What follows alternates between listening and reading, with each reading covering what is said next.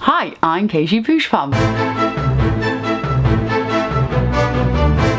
Welcome to TheatreBound, a channel dedicated to all things theatre. And it's that time of the week for Downstage Discussions, where I discuss what's happening in theatre today, or judging by my technology, like a few weeks ago. But this is quite up to date. So, time for some theatre news. Like the news, but less depressing. All the news. Check out the news. So much news rhymes with muse. First up, Oz with a cause for celebration. Amelia Parenteau wrote an article on hellround.com about her experience with the Builders Association show Elements of Oz. She chatted with the cast and the crew about the show. For those of you who don't know, the Builders Association theatre company was founded in 1994 by Marianne Wiens, and Amelia outlines in the article that the theatre company are best known for their innovative collaborations, blending stage performance, text, video and sound, and architecture to tell stories about human experience in the 21st century. The show Element of Oz is about reconstructing the original film, but on stage. So the audience, as they're watching, witnesses the cast and crew literally dismantling and reconstructing the whole film back together. The show sounds unreal. In a nutshell, the show creates a new environment for technology, the audience and the theatre, and how they can coexist peacefully. That everything, those three elements throughout the show, have an active part to play. It's found new ways to incorporate the latest and greatest technology into their reconstruction of the story, giving their live audience the same communal, mind-blowing thrill. Sounds like a really exciting show, and definitely check out the article. I'll leave a link in the description. It's a show that's definitely going to be in the history books. Carl Churchill wins!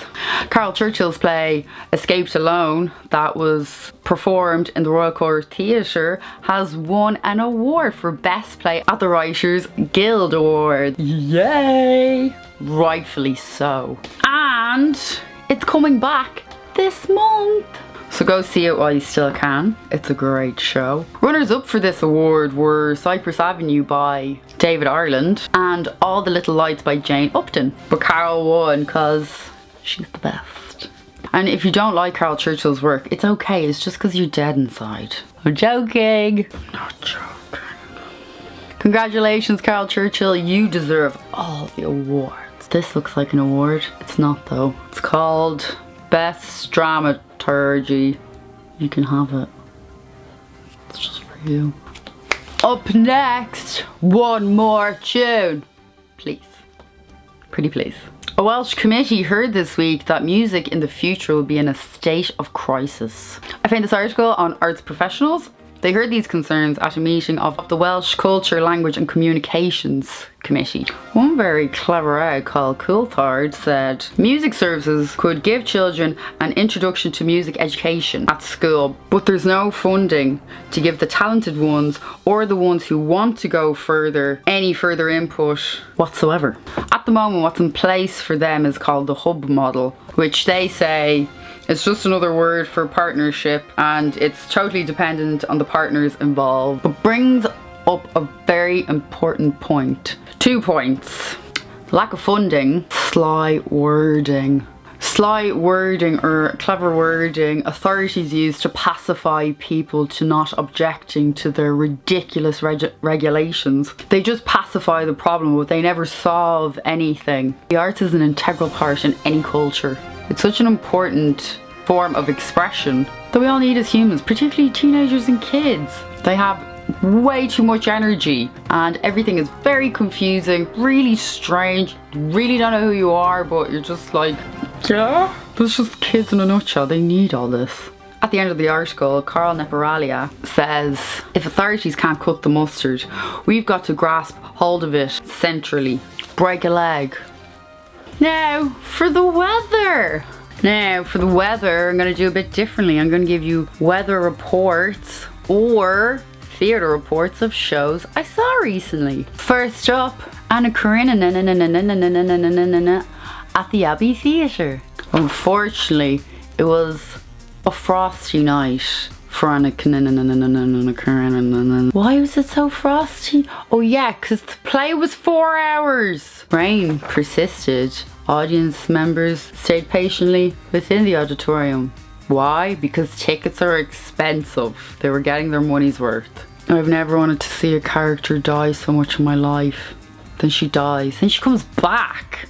Because of the mixture of frost and warm weather coming from the auditorium, this has appeared to affect the plot of the play, resulting in clouds everywhere. Because where was the story going? Who makes a Tolstoy joke? Come on. Unfortunately, because of this strange weather, resulted in thunder and lightning and odd Dublin accents coming from the actors and actresses, even though it was set in Moscow. Why would they have Dublin accents if it was set in Moscow? And then there was these odd random accents going on. Seriously? It made me this face. It was so long. And apparently that play was cut down from 7 hours to 4. I would have cut it down to 0. Marina, oh, you used to be cool. It was a dreadful play. And if anyone ever says that was a good play, you know they are drunk. Saw Dance Morab, Dance with Nessie. In a nutshell, it was a very good play. Story made no sense, but the staging and acting was superb. Sunshine. I mean, weather. Sunshine. Sunshine. I swear I can draw. This is really bad. And finally, up next, Blacklist Mold. Not the artist. South Korea's Cultural Minister Cho Yoon-sun has resigned after being arrested for allegedly blacklisting over 10,000 artists who voiced their criticism of impeached President Park Geun-hye. I found this article on the Straits Times. It was a bit of a dick move, Yoon-sun. The article continues saying, the former chief of staff, Mr. Kim Chi-chun, was also arrested. Mr. Kim is accused of ordering Miss Cho to create the list of left-leaning artists. Mr. Kim, 78, a former top intelligence official, came under fire for his alleged involvement in human rights abuses committed under Miss Park's father. Oh, pardon me, oh, that's really shocking. But of no surprise, the government and artists are constantly butting heads. But the government's constantly putting the arts in this like horrible headlock. Instead of working like friends, like partners, like a true partnership.